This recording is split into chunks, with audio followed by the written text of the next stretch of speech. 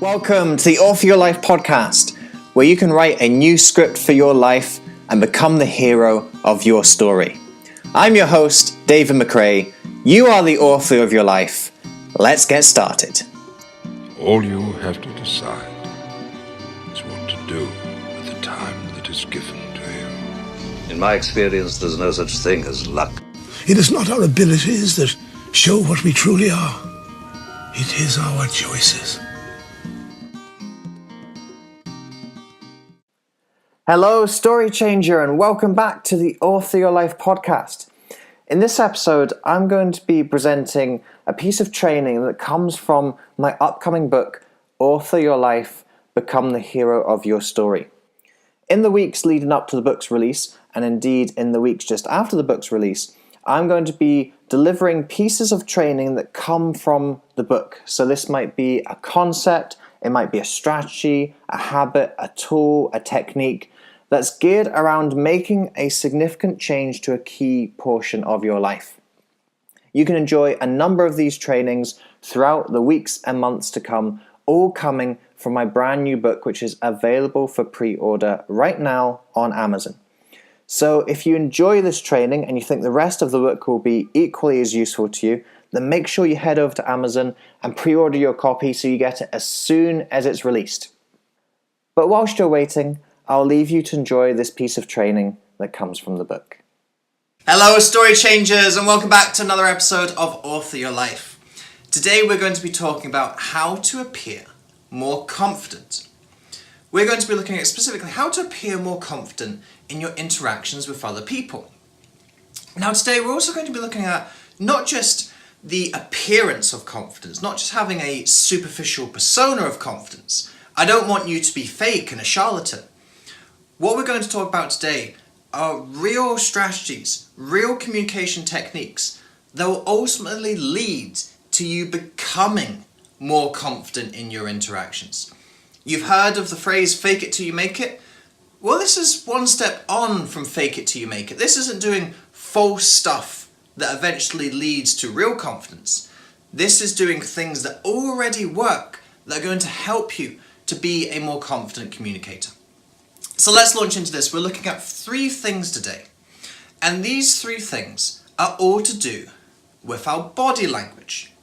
Now you've heard, I'm sure, about how important body language is, how body language accounts for anywhere between 65 to 85 to even 90+% of our communication. Now, body language is important, but a lot of these numbers that you have heard comes from research that is looking at a limited or specific component of body language. So actually, we don't have a firm and solid number for how important body language is. So I think that sometimes we overemphasize body language a little bit, but nonetheless, I'm sure you'll recognize that body language is an important part of communication. These episodes that I do, I release them as a video on YouTube, and I also release them as an episode on my podcast. Now, depending on where you're listening to this, or indeed watching this, you'll get a different perspective on this exact same content. I'm saying the same words, but if you're listening to this on the podcast, as opposed to watching this on YouTube, you'll have a different interpretation of what I'm doing. Those of you on YouTube, you can see just how many hand gestures are used in that small sequence of communication right there. It's giving you something different. It's giving you more cues to pick up on. And this is what we're going to be looking at today, are some basic but powerful body language cues that we as humans use naturally a lot of the time without even realizing it. And what I want you to do is to enhance what already comes to you naturally. And these are the 3 things we're going to look at. And they're 3 simple things that everyone can do more of, and everyone can do better in order to be more confident in the way they communicate. So let's launch into this. First of all, we're going to play almost like a little game of heads, shoulders, knees and toes. You remember that? Head, shoulders, knees and toes, and you're starting at the top of the body and you're working your way down. That's what we're going to do today. So we're going to start up here at the eyes, talking about eye contact. Now, eye contact is something that's important for interactions. And a lot of us aren't doing eye contact very well. Eye contact is a sign of trust, it's a sign of openness, it's even a sign of vulnerability at times. But we don't do eye contact as often and well as we should do. In fact, research has shown that when we are speaking to someone, we spend less than half of the time that we're speaking to someone actually looking at them. Which is a little bit weird, isn't it? Right now, I'm looking into the camera, for those of you who are watching on YouTube, and you can see that I'm holding eye contact. But can you imagine if I was talking to you, and I was talking over here? Even though I'm addressing you, even though I'm delivering the same words, the feeling is different, isn't it? You feel, David, can you please just look at me when you're saying a word? But this is what we do a lot of the time in our interactions, and actually, you will see me doing this on this video as well. Whilst I'm aiming to look into the camera most of the time, you will see that as I think of something, or I'm trying to connect a thought, or I'm going off on an idea or a tangent, my eye contact moves away. So we do this a lot in our interactions, but what we want is to develop the habit and discipline of not doing this too often, to try and maintain eye contact for a lot more than we usually do. And there's a really simple way to do this. And this is particularly useful if you're in networking circumstances. You go to a party where there's a lot of people who you haven't met before, or you're going to a professional networking situation where there's a lot of people you haven't met before. I call this the eye color task. I haven't got a much more imaginative name for it, but that's basically what it is. When you meet someone new, and you do the whole introductions, hi, my name is David, hi, my name is Jane, whatever it might be. Look that person in the eye and try to identify what their eye colour is. Now sometimes you can do this in a one and you look at them and you say, it's green, it's blue, it's really distinctive. But sometimes you look at someone's eyes and you don't quite get the colour the first time. You get brown, but is it dark brown? Is it hazel? Is there a little bit of green in there? They might be somewhere on the blue, green, grey borderlines. Those colours seem to mix in quite a lot as well. So it might take more than one glance to actually work out for definite what their eye colour is. As you're meeting someone and you're doing this for the first few seconds, you've started to develop the habit of consistently looking them in the eye to try and work out what their eye colour is. That begins the process of going into that conversation with good eye contact. And this is a habit that you can maintain throughout that interaction. Now, by the way, this isn't just something to do with new people that you meet. Also do it with existing people. If I asked you to write down a list of the 10 people that you spend most time with, your friends and your family, you could write their name. I'm sure you could write their hair colour. You could write lots of things about their physical appearance, tall, short, muscly, thin, slender. But could you write down their eye colour? And could you write down their eye colour for definite? You might say, oh well, I know that my mum has blue eyes and my dad has green eyes. But my friend, are they brown? Are they green? There's a possibility that you aren't completely sure. So also start doing this with the people that you do know, who you do spend a lot of time with. Even if you think you know already, next time you see them, just take that moment to look them in the eyes and confirm for sure their eye colour. And again, this is starting the interaction with the good practice of good eye contact. Now, of course, with eye contact, I don't want you to overcorrect the other way. I don't want you to go from not looking at the person most of the time that you're speaking to them, but I don't want you to go and start staring at them like a psychopath either. That also isn't good. What we're looking for here is the happy medium between the two. Getting more eye contact than you're doing already, but not so much that you're creeping them out. So that's number one, eye contact. So, moving down now a little head, shoulders, knees and toes game. We're moving from the eyes, and next we're going to move to the mouth. And here we're talking about smiling. Smiling is such an important cue for communication between humans. You've heard the expression that smiling is contagious. And this is because we have mirror neurons in our brain that are connected to the muscles around our cheeks and around our lips. And when we see someone smiling, we have the automatic impulse to copy them, to replicate and smile ourselves.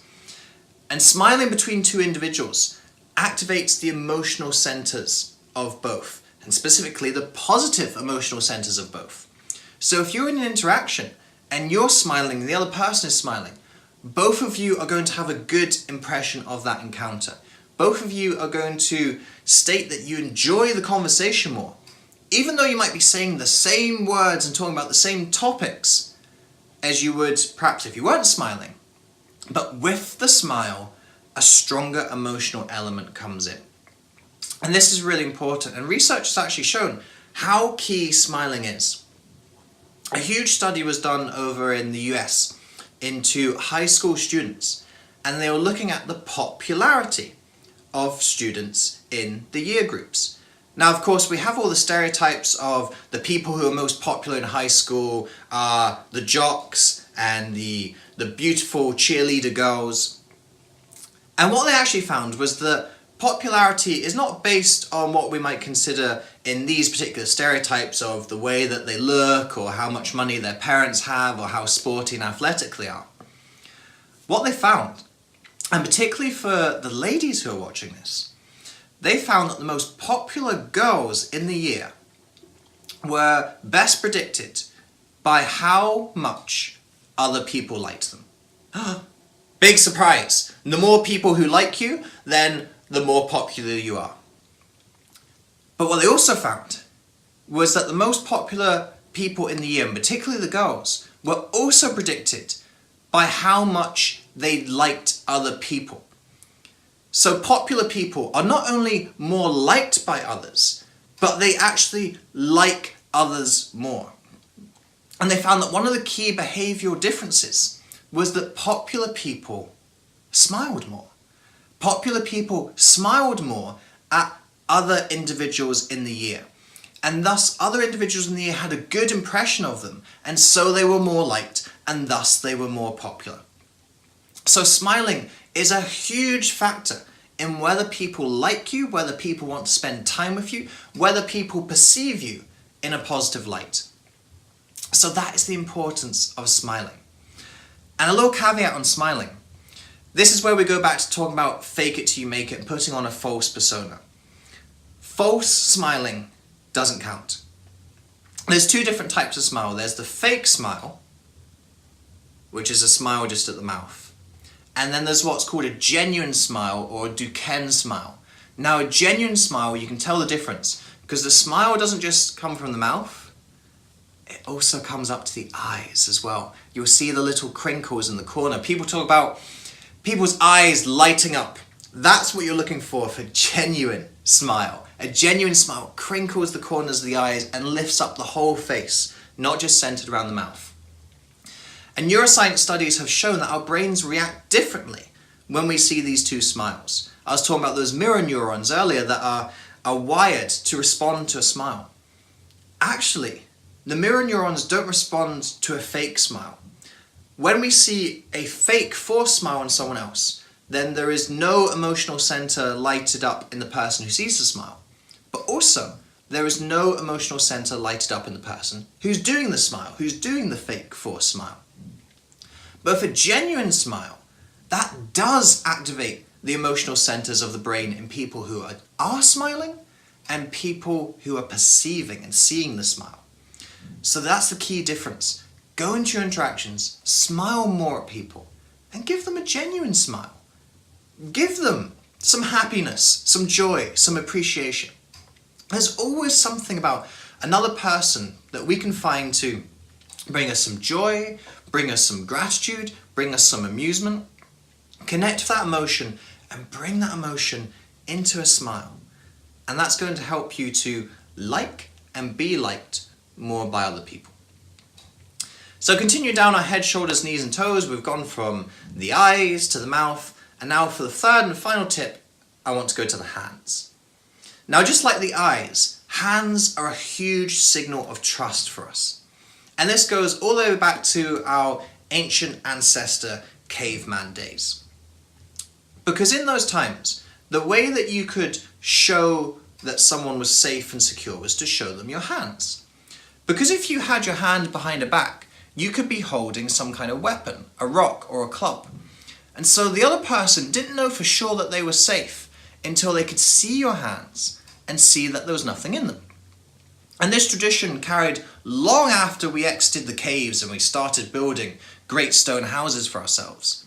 If we look at the medieval times, the handshake originates where people shook hands, not actually just holding their hands, but they also put their other hands on each other's forearms. And what this demonstrated was that it showed the other person, and the other person could verify that they didn't have a dagger up their sleeve. So again, this was another show of trust. You offered someone your hand, and you were showing them that you weren't carrying a weapon, that you didn't have any aggressive intent towards them. And we still have this instinct primed within us. Because actually, when you can't see someone's hands, if I start speaking to you with my hands behind my back, you might not notice something at first, and you might not notice at all, but actually there's a deep part of your brain that's getting a little bit uncomfortable as I continue to speak without showing you my hands. There's that small warning sign that's saying, has David just put his hands behind his back and got something? Some kind of weapon? Why is he hiding his hands? What is he trying to keep from me? And as I continue to speak to you without showing you my hands, there's this little signal in your brain that is continuing to be on guard, anxious and alert, until finally it can see my hands and it can see that I'm not holding a weapon and that I'm not threatening you or that I'm not a threat in any particular way. So our hands are really, really important. A research study was done into TED speakers that demonstrates just how important being able to see someone's hands and hand gestures are. Everyone who goes onto a TED stage is a good, competent speaker. They know their topic, they communicate it effectively, they really know their stuff, and they have a powerful message and powerful lessons to impart to the audience. No speaker who gets invited to TED is a rubbish speaker. Nonetheless, there are TED speakers who are significantly more popular than others. TED Talks that have been watched a lot more than other TED Talks. Now, why is this? A study looked at the TED speakers who had the least views and were the least popular, and the TED speakers who had the most views and the most popular. And what they found was that there was a difference in the number of hand gestures each speaker used. When you looked at the least popular speakers, what you found was that in their 18-minute presentations, they had an average of 230 or 40 hand gestures, which is actually quite a lot over 18 minutes. If you divide that by 18, that's still quite a lot of gestures per minute. But then when you look at the most popular speakers, they're clocking in at about 450 hand gestures over that same 18-minute period. It's nearly twice as much for the most popular speakers. And if you look at some of the highest viewed TED Talks by people like Simon Sinek, for example, in Simon Sinek's hugely popular TED Talk, Start With Why, he uses over 600 hand gestures in that 18-minute presentation. That's nearly 3 times as much as the less popular TED speakers. So we like hand gestures. There's something about hand gestures that's engaging for us. It's more than just a survival thing. It's more than just seeing that we're not a threat. There's actually some kind of emotional link, some kind of connection and rapport that gets built when we see someone using hand gestures. So start to use your hands more in conversations. You'll see in my videos that I do, I use a lot of gestures, and some people might say that I use too much. I know sometimes my partner, when she's watching me speak, she's like, David, I can't concentrate because your hands, they're just all over the place. But I speak a lot through my hands. When I'm articulating thoughts or I'm creating ideas, I almost generate the energy and move the energy and transfer the energy using my hands. It's just the way that I communicate, just the way that I speak. You don't have to do it to the same degree that I do or in the same way that I do. But start to bring your hands into conversations more. And the really simple way to do this, and a lot of people make this mistake, is get your hands out of your pockets. Because this is something that's a bad habit for a lot of people. They talk to people and they have their hands in their pockets. Now when you have the hands in the pockets, the other person can't see your hands. You're actually sparking a threat response in the other person when they can't see your hands. So even if it's as simple as starting by taking your hands out of your pockets, then you're going to start to build that engagement, and at least you're going to turn off the threat response in another person. That's not the response you want from someone. And as your hands come out of your pockets, then you'll automatically start using them, because you're not going to stand like a Buckingham Palace soldier with your hands by your sides. As you speak, you're inevitably going to start moving your hands and arms just for something to do, and just because it feels weird to have your arms stuck in place like a soldier. And that is going to help you to have more effective, engaging communication. And when you do each of these things, when you have more eye contact, when you have more smiling, and there's more hand gestures, you are going to appear more confident to the other person. And more than just appear more confident, you'll actually feel more confident as well. You'll feel more engaged with the other person and more engaging. And it's such a simple way to get started. These three things, they're not magic voodoo secrets. It's using your eyes a little bit more, using your mouth a little bit more, using your hands a little bit more. We can all do it, and it's such a simple starter hack to allow yourself to communicate more confidently and more effectively. So folks, I hope you enjoyed this video today. I hope you find it useful and you start to put these things into practice. I look forward to sharing more with you, as always, in the future. But until then, remember that you are the author of your life. You hold the pen, and you can write whatever script you want for yourself. I'll speak to you soon. David. I'd like to tell you about my book, Author Your Life, Become the Hero of Your Story. This is a book for people who are at a crossroads in life and want to make a fresh start. Judging by the fact that you're listening to this podcast, I suspect that you may well be one of those people. This book is going to help you to change your narrative and rewrite the scripts in life that are holding you back. This book covers the latest science and research showing you how to become the person you want to be and live the life that you want to live. I'd like to invite you to get this book not only because I feel it's a great book that's going to help you, but also it's going to support the podcast as well. I love podcasts, but sometimes all of those ads that you get can be really irrelevant and annoying when you just want to listen to a good piece of training or a good interview. So I therefore made the decision with my podcasts that number one, I wanted my podcast to be free so that everyone could listen to it.